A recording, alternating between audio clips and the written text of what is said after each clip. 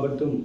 நேற்று நாம் தியானித்த வண்ணமாக மாம்சத்தோடும் இரத்தத்தோடும் அல்ல, அந்தகார லோகாதிபதியோடும் இந்த பிரபஞ்சத்தின் அதிகாரங்களோடும் கூட வானமில் இருக்கிற பொல்லாத ஆவிகளோடு கூட நமக்கு போராட்டம் உண்டு என்று நாம் தியானித்தோம். இந்த வேளையிலும் கூட ரோமருக்கு எழுதின நிருபம் 12ஆம் அதிகாரம் 2ஆம் வசனம், நீங்கள் இந்த பிரபஞ்சத்திற்கு ஒத்த வேஷம் தெரியாமல் தேவனுடைய நன்மையும் பிரியமும் பரிபூர்ணமான சித்தம் என்னதென்று பகுத்தறியத்தக்கதாக உங்கள் மனம் புதிதாக இருந்தனாலே மறுரூபமாகுங்கள் என்று சொல்லி பார்க்கிறோம். மனம் இன்றைக்கு நம் வாழ்க்கையிலே மனம் மாற தேவன் அழைத்திருக்கிறார். இயேசு கிறிஸ்து வாழ்ந்த நாட்களிலே முதலாவது அவருடைய பிரசங்கம் மனம் திரும்புகிற சொல்லி, அதனால் கிறிஸ்துவத்துக்குள்ள வாழ்கிற நம் வாழ்க்கை என்பது மனம் மாறுகிற ஒரு வாழ்க்கை நம் வாழ்க்கையில் வந்தால்தான் நாம் இந்த உலகத்தில் பிரபஞ்சத்தில் விடுதலையோடு கூட தேவனை ஆராதிக்க முடியும். எல்லா விதமான வானமனில் இருக்கிற பொல்லாதாவிகளை மேற்கொள்ள முடியும் என்று சொன்னால் மனம்தான் அதற்கு காரணமாக இருக்கிறது. இந்த பிரபஞ்சத்திற்கு ஒத்த வேஷம் தெரியாமல் நாம் இந்த உலகத்தோடு கூட ஒன்றி போகாதபடிக்கு, உலக பழக்கத்தோடு கூட இசைந்து போகாதபடிக்கு தேவன் நம்மை அவருக்கென்று வேறு பிரித்தெடுத்திருக்கிறபடினாலே நம் ஜீவியம் நம் வாழ்க்கையெல்லாம் தேவனுடைய பார்வையிலே மனுஷ பார்வையிலே சாட்சியா இருக்கும்படியாக தேவன் நம்மை அழைத்திருக்கிறபடினாலே பவுல் இங்கே தெளிவாய் சொல்கிறார், இந்த உலகத்தின் பிரபஞ்சத்திற்கு ஒத்த வேஷம் தெரியாமல் தேவனுடைய நன்மையும் பிரியமும் பரிபூர்ணமான சித்தம் என்னதென்று பகுத்தறியத்தக்கதாக என்று சொல்லி பார்க்கிறோம். அவருக்கு எது நன்மை, தேவனுக்கு எது பிரியும், தேவனுடைய சமூகத்தில் அவருடைய சித்தம் என்ன என்கிற அந்த பகுத்தறிகிற அந்த ஞானத்தை நாம் பெற்றுக்கொள்ள வேண்டும்.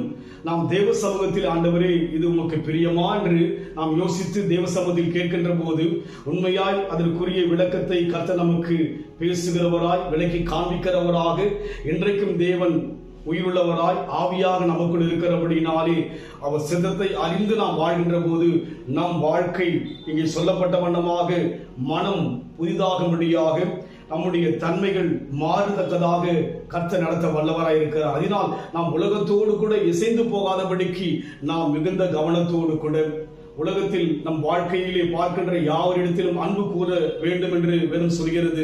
ஆனாலும் அவளோடு கூட இசைந்து போகாதபடிக்கு நாம் இடையிருந்து நம்முடைய வாழ்க்கையிலே வைரக்கத்தோடு கூட தேவனுக்காய் வாழ்கின்ற போது நம் வாழ்க்கை தான் அவளை தேவனுக்குள்ளாக மாற்ற முடியும். அதனால் தேவ சித்தத்தை அறிந்து கொள்வோம். தேவனுடைய சமூகத்திலே அவருக்கு எது பிரியம் என்று கேட்போம் என்று சொன்னால் நம் தேவன் பேசுகிறவராய் இருக்கிறார். அந்த அனுபவத்தில் போகும்போது நம் வாழ்க்கை நமக்கு மாத்திரமல்ல அநேகருக்கு பிரயோஜனமாய் இருக்க தேவன் அழைத்திருக்கிறார். அந்த அனுபவத்தில் போக நம்ம இப்போ கொடுப்போம். மறுரூபமாக்கிடும் மகிமையின் மேகமே, மறுரூபமாக்கிடும் மகிமையின் மேகமே, உம்முக சாயலாய் உருமாற்றும் தெய்வமே,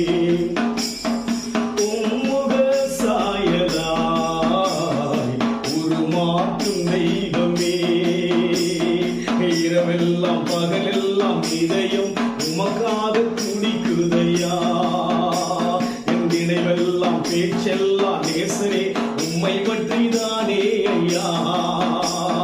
உன்னத தேவனே என்னே சுராஜனே, உம்மோடு இணைந்திட என் உள்ளம் தேங்குதையா. மனம் புதிதாகிறதுனாலே மறுரூபமாகுதல் என்று சொல்லி நாம் தியானித்த வண்ணமாக நம் உள்ளம் தேவனுக்காக ஏங்க, நம் உள்ளம் தேவனுக்காய் தவிக்க நம் சமூகத்திலே நாம் ஒப்பு கொடுப்போம். அன்பின் ஆண்டவரே, உம் சித்தம் என்னவென்று நாங்கள் அறிந்து வாழ, உமக்கு எது பிரியம் என்று நாங்கள் புரிந்து வாழ அந்த அனுக்கிரகத்தின் அபிஷேகத்தை எங்கள் மேல் ஊற்றுவீராக. ஆசீர்வதிங்க இயேசுவின் நாமத்தில் பிதாவே, ஆமென். கர்த்தர் ஆசீர்வதிப்பாராக. God bless you. Hallelujah.